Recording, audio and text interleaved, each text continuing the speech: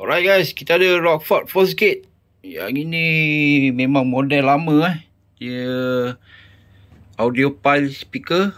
Okay, ni size dia 5 inci lebih sikit Dia 5 inci lebih sikit. Yang ini mid range 3 inci lebih. Dekat-dekat 3.5. Mungkin 3.3 lebih kurang macam tu lah. Okay, ini 8 ohm, made in USA original. Rockford Fosgate The Punch. Okay, ni sesuai untuk pillar, pintu, dashboard.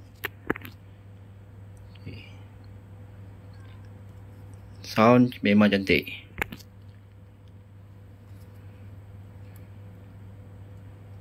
Ni model lama punya Sekarang mungkin tak tahulah boleh senang dapat tak.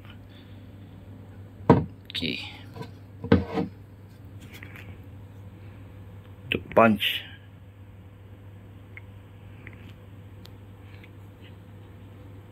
Mungkin 5.25 inci mungkin. Okay, kat kotak dia tulis 5 inci tapi dia lebih sikit. Audiophile series berat.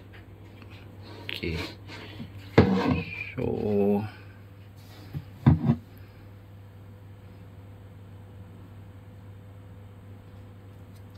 kita tengok dulu. Okay, baik guys, tengok dia punya size 5 inci lebih sikit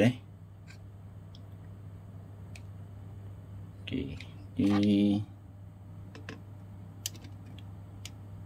3 inci, tak sampai 3 inci setengah dia 3 inci lebih sikit lah. Dekat-dekat 3 inci setengah, 3 inci 3 mungkin. Okay, audiophile. Okay, audiophile Rockford Fosgate. So ni specification dia. Boleh search boleh search dekat Google Korang boleh search dekat Google RFA 54 dia punya ni kod dia. Okay, original.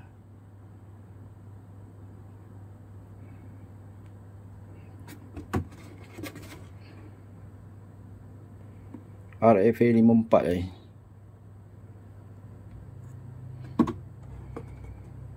Right. Mana kaki audio, sound quality punya memang sesuai lah.